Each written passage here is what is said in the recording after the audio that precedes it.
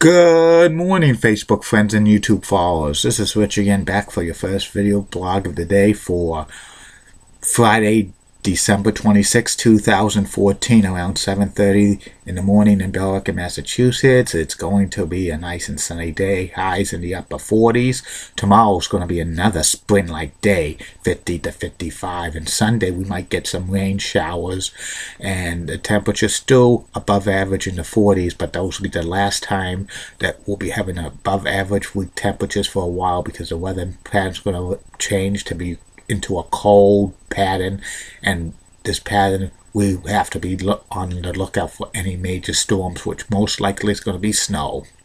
Some news to report: the Chicago Bulls beat the LA Lakers by the score of 113 to 93 last night in Game 4 of 5 of NBA games on Christmas Day, and in the nightcap, the LA Clippers beat the Golden State Warriors by the score of 100 to 86 to finish out the 5 games on Christmas Day for the NBA. And it's also Happy Boxing Day in Canada, in the United Kingdom, and it's Happy Kwanzaa in the United States of America. And that's about it on that. And my next subject is a continuation series of the top 10 greatest everything and everything. I have reached the top 10 greatest WWE superstars that should have had a title reign with the WWE title. And this is a very impressive list. All of the wrestlers on this list that I mentioned, except one, are currently in the WWE Hall of Fame. This is a very impressive list. Number 10 on this list of the greatest WWE superstars of all time that should have had a WWE title reign: George the Animal Steele. George the Animal Steele was one of the greatest heels in the WWE back in the 60s, 70s, and 80s. He turned face later on in his career, but he could have made a great transitional champion in the 70s and stuff, because he was one of the most hated heels of all time. I would have loved to see George the Animal Steele hold the WWE title, even though if it would be a transitional champion, because the WWE is a face territory. Number 9 on the all-time list of greatest WWE superstars that should have had a title in of the WWE title was Bobo Brazil. Bobo Brazil was one of the first major African-American professional wrestling superstars, and he periodically appeared in the WWE from the 60s and 70s and 80s. And I'm very surprised that they did not give Bobo Brazil like a title reign in the mid-70s. They should have considered him like around 1973 or so, when Pedro Morales lost the title to Stan the Man Stasiak. They should have given like Bobo Brazil a run at the WWE title, but I think they really wanted Bruno Sammartino back for another reign as WWE champion, even though Bruno really didn't want to do it, but he kind of pressured into it. They should have gave Bobo Brazil a run with the WWE title, but I think factors were in that Bobo Brazil was close to 50 years old in the mid-70s, and he probably wouldn't want to be champion 3-4 years, but he would have made a great WWE champion. Number 8 on the all-time list of greatest WWE superstars that should have had a WWE title reign: Mr. Perfect Kurt Hennig. Mr. Perfect would have been the perfect WWE champion in the early 90s and stuff. He if he did not have that back injury back in like the summer of 1991, he probably was primed for a WWE title reign. He could have probably had that title reign in like October 1992 instead of Bret Hart if he didn't hurt his back. Mr. Perfect would have been a great WWE champion. Number 7 on the all-time list of greatest WWE superstars that should have had a WWE title reign: Tito Santana / Al Matador. Tito Santana was considered for a WWE title reign in 1992, along with Bret Hart, and like Pat Patterson told Tito Santana in Tito Santana's book, Tales from the WWE, that they considered Tito Santana and Bret the Hitman Hart for the next champion, and they gave it to Bret Hart. But putting Tito Santana right up there with Bret Hart was pretty good. Tito Santana was like WWE IC champion a couple of times and tag team champion a couple of times. He would have made a great WWE champion, even if it was for a few months. Number 6 on the all-time list of greatest WWE superstars that should have had a WWE title reign, Mr. Wonderful Paul Orndorff. Orndorff was one of the most hottest heels in the WWE around 1986 when he turned against Hulk Hogan. He should have had maybe a brief title reign when he was feuding with Hogan. He beats Hogan somehow, and then Hogan regains the title, but they didn't do business back then with like champions like switching off back and forth what they do now. But Mr. Wonderful would have made a good WWE champion.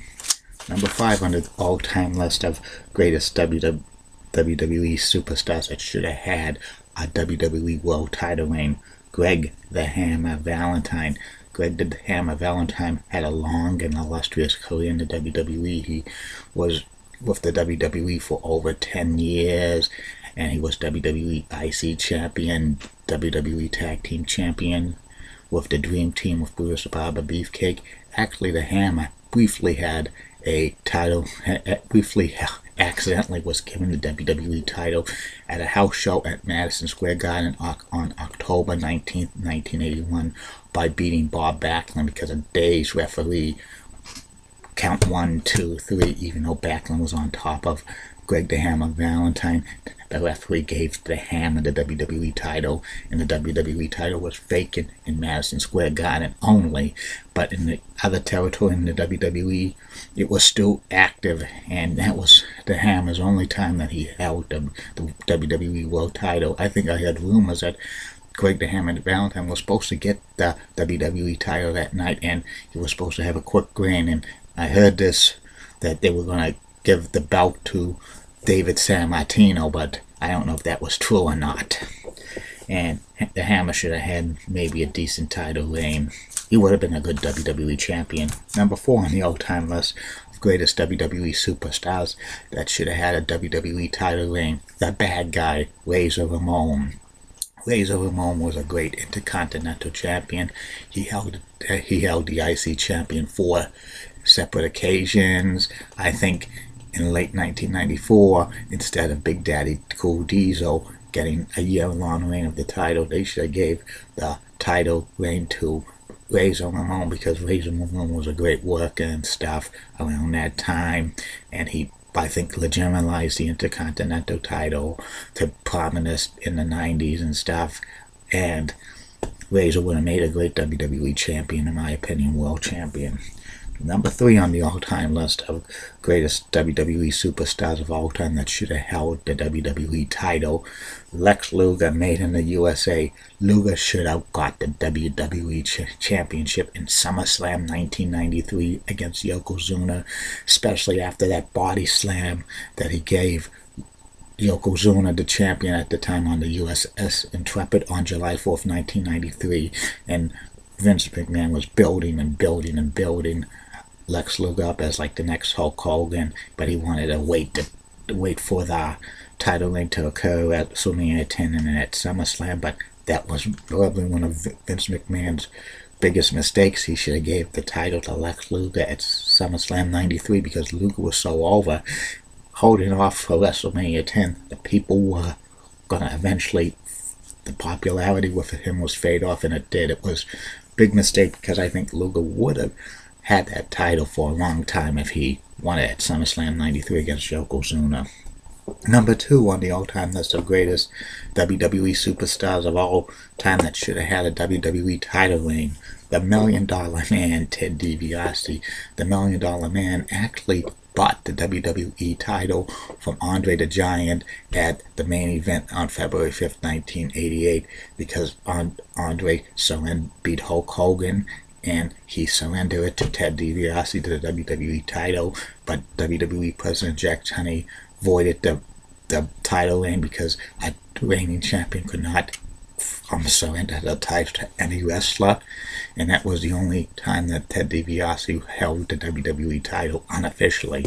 I heard rumors at WrestleMania 4, Ted DiBiase was supposed to win the WWE title tournament, but like, there was a lot of things like the Honky Tonk Man, who was the IC champion at the time, was threatening to leave the WWE, and Honky Tonk Man was actually supposed to drop the Intercontinental title at the main event on February 5th, 1988 to Macho Man Randy Savage, but they had to change it at the last decision, maybe to keep Macho Man happy. They gave him the title at WrestleMania 4, which, it was okay, but, Ted DiBiase should have had a title reign in the WWE, because he was the biggest heel. He could have been a transitional champion, maybe from Macho Man to Ted DiBiase, maybe SummerSlam '88, and then DiBiase drops it to Hogan at WrestleMania 5. That would have been perfect, in my opinion, but those things happen. But Ted DiBiase's known for the $1 million title, which, even though it's meaningless, it was part of his gimmick. And number one, the greatest WWE superstar of all time that had a WWE title reign, the hot rod Rowdy Piper. Piper was the hottest heel in the WWE in 1984 and 1985, and he should have had maybe a WWE title reign as a heel. Maybe they could switch it off to Hulk Hogan, and Hogan regains it somewhere down the line. And I'm real surprised that if Piper was continuing in the WWE in the mid-90s, they probably would have gave him a world title reign as appreciation, but it never came to be. But Piper said many times that he didn't need the WWE world title to be over with the fans, and he probably didn't. But just out of respect, his years of service with the WWE, they should have gave him the world title reign as like a gesture and stuff. And that's about it on that. I'll be back later, Facebook friends and YouTube followers, with 2 more video blogs. The first one will be about the classic 1986 Com's Small Wonder. And the third and final video blog of the night will be about Mr. Baseball Bob Uecker. See you later, Facebook friends and YouTube followers. Bye now.